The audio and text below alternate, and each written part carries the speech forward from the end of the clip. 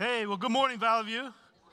So good to have you here with us this morning. If you would do me a favor, turn to somebody seated around you and just welcome them into 2026. Glad you made it, right?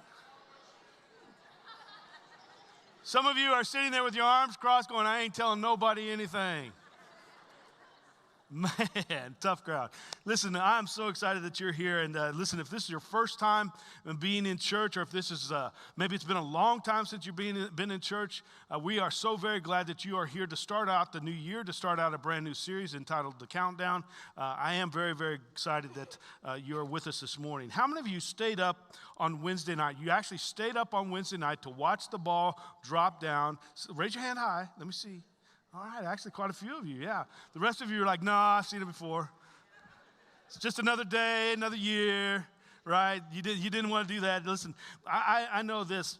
Can I just share with you what keeps me up at night? What would make me stay awake? And it's kind of a twofold answer, but it has to deal with the existence of something. It has to deal, like, here's what keeps me up at night. What would happen if Valley View Christian Church ceased to exist? I actually think about that when I lay my head down. Like, what would happen if the existence of Valley View was no longer? Like, if Valley View Christian Church ceased to exist, I think the impact would be far-reaching than just an empty building and no Sunday services. I think it would go far beyond that. I honestly believe that this community would feel the loss of Valley View not being on this street. That there would be a loss spiritually, relationally, even practically speaking. Like spiritually, I think there would be a whole lot of people who would lose maybe a place of worship, a place where you get discipled into following Jesus, a place where you receive spiritual guidance. And I realize some of you might transition to other churches. A lot of you maybe. Statistics would go against that you would probably just drift off with your faith.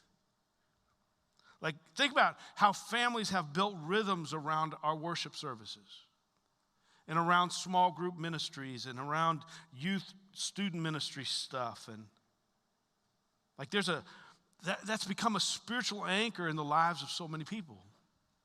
Or think about relationally, Valley View serves as a home for a lot of your friendships. A lot of your marital advice comes from people that are seated in and around you. There's mentors in the room. There's intergenerational connections that take place that you may not otherwise have if Valley View just ceased to exist. Like, I think this, people would lose a place where they are truly known, where they are supported in crisis in their life, they are prayed for in the midst of their pain, they're celebrated in the midst of their joy. All of that would go away if Valley View wasn't here. Like, this community actually shapes people and helps you know and understand and follow and find Jesus Christ. Or I think about it this way, like practically speaking, Valley View's absence would literally reduce some of the outreach and the compassion that we demonstrate to this community. Like ministries that meet real needs, that lend themselves to food support and benevolence of many kinds, counseling, opportunities for you to serve, opportunities at the holidays to reach out to people who may be all alone. That would all go away. Like the hurting would have one less place in this community to go for a time of help or a place of help and a place of hope. Like I truly believe that our city would feel the absence of a church that continually moves people from coming and following and finding Jesus to then going out into the world and bringing other people to him. A place where people become believers by simply coming into an environment like this and come to an understanding of who Jesus is. and then are sent out there into the world to actually be Jesus because their lives are being transformed like him.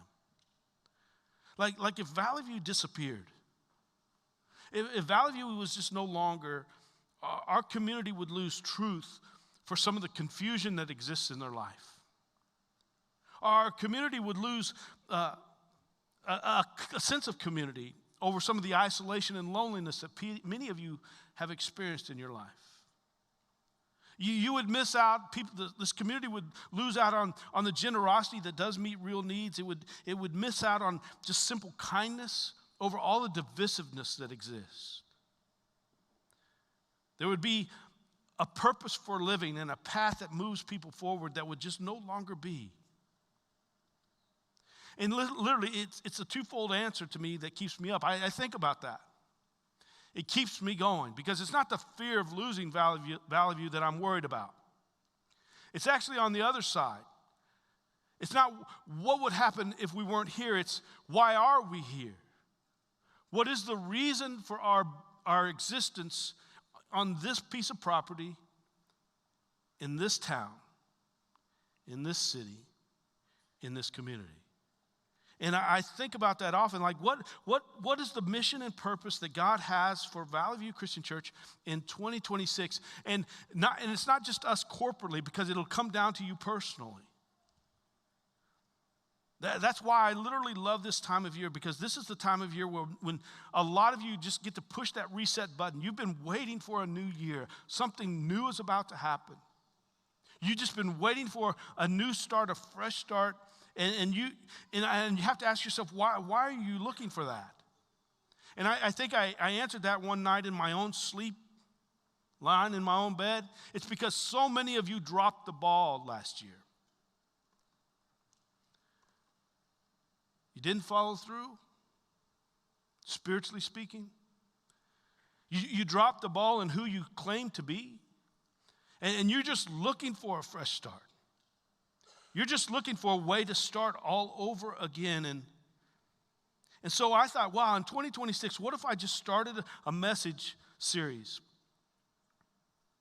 Just thinking through, just counting down to the end of January. 4 different messages. 3 of them will count down to one singular mission that you and I are called to be and called to do. 4 messages that will literally count down to one single solitary mission. Because you know this, on Wednesday night, for those of you who stayed up, the world gathered around something that would capture the world's attention. And in a single moment, a ball was suspended in the air, and then it got to 10, 9, 8, right?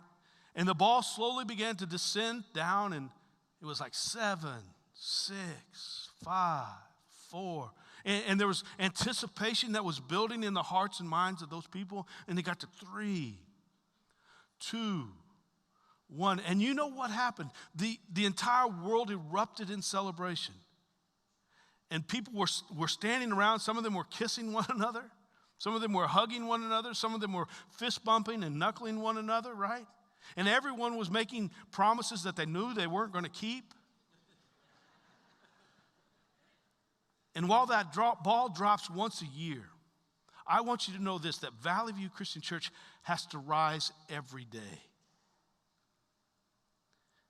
Every day. New Year's Eve is about counting down. But being a church is about being counted upon. Like our community needs us. This world needs us to be the church that God expects us to be. And as the world counts down, I truly believe that God is also counting down, not to a celebration, but to our activation. That will you, as an individual who belongs to or comes to Valley View Christian Church, will you take action this year? That's why this series is called The Countdown. Not because we're waiting for something to fall, but because we live in this anticipation that Valley View needs to rise. And so as leaders and pastors and shepherds of you, there's just some things that we want to begin this year by connecting with you and communicating something to you that's very, very clear. That you and I, we won't haphazardly drift into the future. We're going to step into this year with incredible intention. Because here's a simple truth for you. It's actually a biblical principle. And it's true for churches all across the world. A church, here it is, a church that loses its priorities will eventually lose its impact. A church that loses its priorities will eventually lose its influence. Like buildings don't lose their impact. Budgets don't lose their impact. Churches lose their impact. And so each week during this series, we're going to count down to that final week in January. We want you to be here for each and every one of these messages because we're going to tell you something very, very important each and every week about our church. And then explain to you after those 4 messages, those 3 messages, just to prepare you for the mission that we believe God has for this church. So today in week 1, here's what I want to lay out for you. I want to start with 4. We're going to actually count them down. 4, 3, 2, 1. And so here's today. I want to give you 4 priorities that I believe our leadership wants you to know. 4 simple priorities that I believe our leadership wants you to know. And these things, they're not trendy ideas. They're actually meant to be an anchor for your life. They're actually convictions that we hold. They're actually values that we esteem. Here they are. They're the things that we will refuse to drop when everything else seems to fall away. They're not preferences on my part. They're not suggestions that I'm making to you. These are actually priorities that I think if we hold on to these things as a church, they will hold us steady in the years to come. 4 things that I believe the leadership of our church wants you to know. Here's priority number 1, and that is simply this. We will prioritize truth over trends. I promise you, we will. Like, have you ever noticed that at the end of every year, people start making lists? Here's a list of the best movies and the best actors and the best authors and the best technologies and the best cars and the best toys. And here's the best ways to use AI. And here's the best way to get fit. They start making these lists of things. And you know this about trends. Trends compete for our attention and our loyalty every day. And every generation has to deal with the very same tension that you and I are going to have to deal with this year. And here it is. Will we shape our lives around truth? Or will we chase whatever is trending in the moment? Let me say that again. Are you this year going to chase after whatever is trending for the moment? Or will you build your life on the truth of God's word? Because listen, I know this about you, and I know this about trends. Trends are really powerful because they feel very relevant. They feel like they're going to supply what you're looking for. But truth is powerful because it remains constant, especially when the relevance begins to fade. Here's what I know about truth. Truth is something that is for all people. And it's for all places in the world. And it's for all times. Meaning when you're no longer here on the earth, truth will still remain constant. Trends will change. Truth will be enduring. Jesus didn't say these words. Hey, you'll know what's trending, and the trending will set you free. He said, no, in John chapter 8. No, you'll know the truth. And the truth will set you free. But I want you to know this. Truth doesn't always trend. Truth doesn't always get applause. Truth doesn't always feel comfortable, but truth will always lead you to freedom. It will set you free. There's always this pressure among us to compromise truth towards what might be trending. And we live in a moment where culture rewards our compromises and it punishes our convictions. If you were to say whatever is popular today, you'd get applause.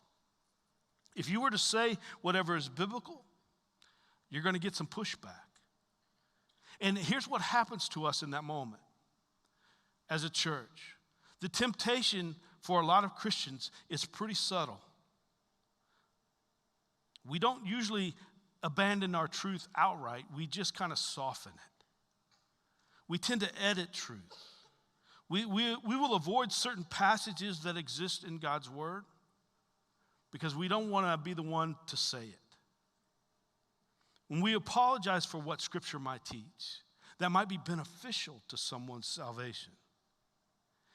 And so we might preach or teach or talk about sin not in a confrontational way because we don't want to confront it. We don't want to have to deal with it. But here's the danger. A church that edits truth doesn't help its people in transformation. Truth doesn't have to be harsh. It's not meant to be harsh. Truth is just meant to be clear. And Jesus was full of both grace and truth, meaning this, that he understood the importance of having grace. He also understood the importance of teaching truth. And if you and I remove truth for the sake of naming it as love, then we're going to end up with sentiment and not salvation in the lives of our people. And so choosing truth over trends doesn't make you and I outdated. Actually, it just means that we're anchored pretty solidly. And our leadership wants you to know that. Anchors, you know this, anchors don't move when the current comes. Anchors will keep you and I as a church from drifting. And in a culture that drifts faster every year, the church has to be a place where people know, oh no, there's some solid ground in there for me to stand on. That God's word is not old, it's actually eternal. That's why God said this about his own words. Heaven and earth might pass away, but not my words. So as a church, we are unapologetically committed to what? Biblical preaching and doctrinal clarity, moral courage, spiritual authority. Because truth is what will change you. Truth is what will transform the lives of your friends, of you, your family members. And because it doesn't trade transformation just to be trendy. Our leadership wants you to know that. Here's another priority that we want you to know. And that is simply this, is that we will prioritize people over your preferences. Like if truth keeps us anchored, then people keep us focused. Like you know this, Jesus didn't die for your preferences. He died for people. And the church exists for people. People who are broken, people who are hurting, people who are skeptical, people who are searching, people who don't look like you necessarily, people who may not even act like you, people who definitely probably didn't vote like you, people who don't think like you or behave like you. Leadership wants you to know this pretty clearly, that we will always choose people over the collective preferences. Why? Because preferences are personal. But our mission is eternal. That God has designed something for us to be. And preferences aren't bad, but they can become dangerous when all of a sudden we center your life, when you center your life only on what you want and what you prefer. I get told all the time, Joe, have you ever thought about changing the music style? You ever thought about preaching shorter sermons? You ever thought about changing how you dress? None of those are sinful ideas. But when personal preferences outrank people, our mission will stall. The Apostle Paul said this in 1 Corinthians chapter 9. He said this, though I am free and I belong to no one, listen, he said this, I have made myself a servant to everyone in order to win as many as possible. Paul adjusted his methods. He didn't change his message to reach people. And there's a level of maturity in him that I think that you and I need to have. There's a level of leadership in him that I think we need to own. And that is simply this, that he just loved people. He wanted people to know and understand and find and follow Jesus. And in case, I just need to give you an analogy, because here's how we view the church. We view the church as a hospital, not a museum. You know what museums do? Museums preserve the past. Museums will hang pictures of picture-perfect things, items, and hang them on walls. Hospitals are for the broken. And if we build a church around our preferences, we're only going to attract people who look just like us. But if we build a church around people, we'll start to reach those who are lost in their faith. We'll start to reach the next generation of believers. We'll start to reach those people that God has been working on for years and years and years. That means this for you and I this year. We're going to have to be welcoming to some pretty messy stuff because it's going to involve people. And we're going to have to make space for people to come here. We're going to have to extend patience to people. We're going to expect transformation, but it may just take some time. Because people are not interruptions to our ministry. People are our ministry, including you. And we will be loving long before we agree with them. Think about it this way. Jesus loved people long before they believed in him.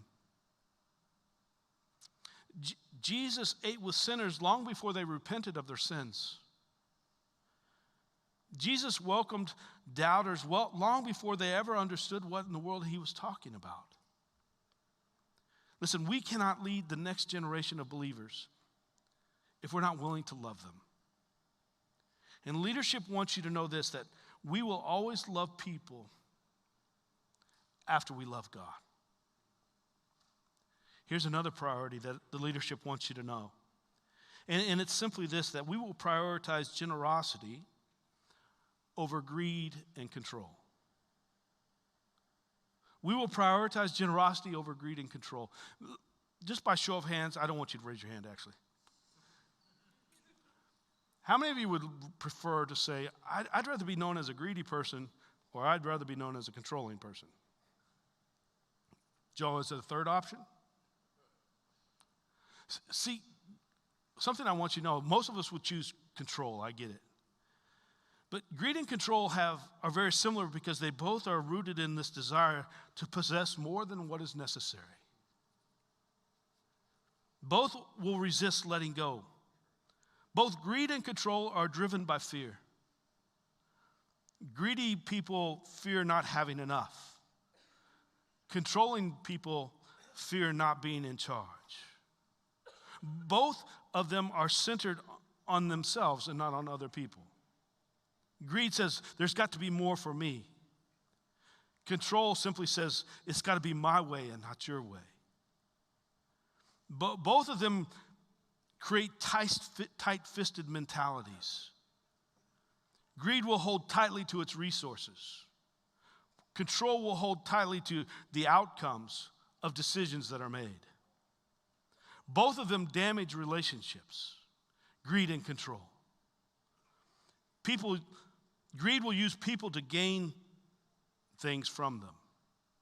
Control will use things to manage and manipulate people.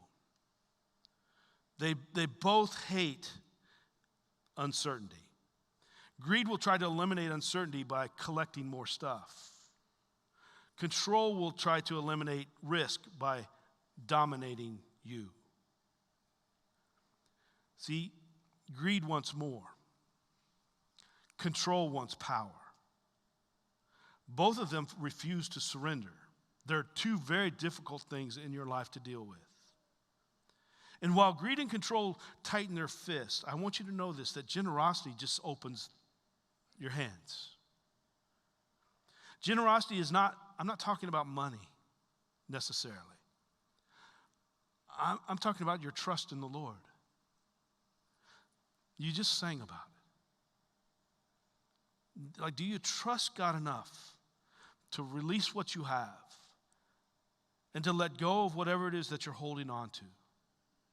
And if you don't know what that is, Jesus said this in Matthew chapter 6. He said, where your treasure is, there's your heart also. If you can't identify it, what you're holding on to and trying to control or keep from others, look inside your heart. Because control feels safe while faith requires you to release whatever it is. Control says this, I'll hold on to this just in case. But faith says this, God, I'll trust you no matter what this year. Greed will whisper scarcity in your ear. Generosity will shout in your ear, hey, no, God's got it all. There's more than enough. And the early church understood that very simple priority because in Acts chapter 2, they looked around the room and they said, there's no one in this room who will be in need. Generosity fueled the church, the early church. It wasn't a sense of comfort. It wasn't accumulation to them. It was simply that they were willing to sacrifice for the people who are seated around them. And generosity looks like you and I giving our resources in order to reach the lost. It looks like you and I investing in the next generation. It looks like you and I are going to serve even when it's inconvenient to us. It's supporting missions around the world. It's literally meeting the real needs of our city. And I'm going to tell you at the front of the year, I'm not asking you to give to the church to keep the lights on. I'm asking you to give to this church because people are walking around in darkness and they need to see the light. And that's why I'm asking you to be generous with what you have. Leadership wants you to know that we will always err on the side of generosity and not fear and not greed and not control, but on trust. Because we can't reach a generation if we're not willing to sacrifice for them. Here's a final thought for you, a final priority. And that we will, as a church, prioritize kindness over criticism. Kindness needs to be our calling card in the world. It needs to be our witness to this world. They need to know that when we worship in here, our worship carries out there. And culture has made criticism a sport. But Scripture makes kindness the standard. And Jesus did not commission you and I. He doesn't ask you and I to be the loudest voice in the argument. He just asks you to be the most loving presence in the room. And because he said this in John chapter 13, by this every one of you will know that you are my disciples. Everyone will know that you are my disciples if you just love one another. Our leadership wants you to know this, that this church will not be a place where we prioritize criticism over compassion for you, where opinion outranks empathy, or where being right becomes more important than being loving. Because kindness is always going to speak the truth. It'll do so without attacking the person. Kindness will always be assuming the best of you before we ever assign blame to you. Kindness will always be restoring you privately, not exposing you publicly. Kindness will allow us to celebrate what others are doing, even when we disagree with them. Kindness is letting grace set the tone for how we operate and our method in how we reach people with the gospel message. See, a church chooses kindness will build trust with people. And you know what trust does? A trust opens up the heart. And when a heart is open, they can encounter Jesus. And yes, there will be times when we have to correct with convictions, but we won't criticize you without compassion. We want to lead you with clarity and love you with consistency. Because I truly believe that the world is worn out by those voices that just tear down. And we need to be known for words that are encouraging and words that are kind. So listen, as a church, I truly believe that we don't need better resolutions. I don't believe that we need better resolutions. We need like unshakable priorities. Where you and I as a church, we prioritize truth over trends, people over preferences, generosity over greed, and we choose kindness over criticism. Those are just a few of the priorities that I believe this church needs to have this year. And we know that if a church holds on to what matters most to God, then God will entrust us with more to take care of. And while the ball drops once a year, Valley View has to rise every day with those priorities. Not to maintain what we have, not to entertain those of you who come, but to activate you and I to carry out the mission that God has for us. And the invitation of Jesus is simply this: you come follow me, he says, and I will send you out to be fishers of people, fishers of men. See, when we come to Jesus, he sends us to other people. And my friends, the clock is ticking. Time is counting down. You don't know how much more time we have left as a church. And so this morning, I've listed some of those priorities that we have as a church. But I want to throw them back into your lap. That's who we are collectively. But what about you individually? I realize this about you. The vast majority of you didn't make a resolution this year. Matter of fact, age 29 on down is where most resolutions are made. The vast majority of you are older than that. Those of you who are 29 on down, you won't even keep that resolution into February. Only about 9% of resolutions that are made will be kept all year long. But let me speak to all of you. The reason that a lot of you don't make resolutions and don't make decisions is because change is really, really hard. You like the idea of a fresh start and a new beginning, but personally, change is really hard. And so I'm just asking this of you. Out of all those things that I mentioned today, for you personally, which one do you need to work on and change the most this year? Do you need to rely on truth over trends and pursue truth more than you pursue trends? Do you need to literally put people first and your preferences second? Do you need to be more generous and less greedy and controlling? Do you really need to think about being kind rather than so critical of people? And here's how important this is to me. It keeps me up at night. But I want to give you some time just to reflect on and make a decision. God, I need to work on this. Which one of those will you choose? And so I want the guys in the back are going to put up a 1-minute countdown. And when I say go, you're going to have a 1-minute conversation with God. It's going to count down. 1 minute. Maybe the best conversation you have all year with God. But it helps us to start the year off right when collectively we make decisions that will help change who we are as a church. So here's the countdown. I want to pray and then it will begin. And you ask yourself, you ask God, which one do you want me to work on this year? Which one do you want me to change? Let me pray for you. God in heaven, I thank you for Valley View and for the church that it is, and for the fact that we get to come here collectively and we get to actually do something with this church. And God, you've asked something of us corporately.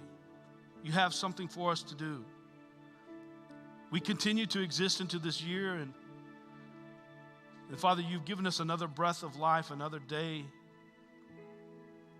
maybe to change who we are and to change what our focus is.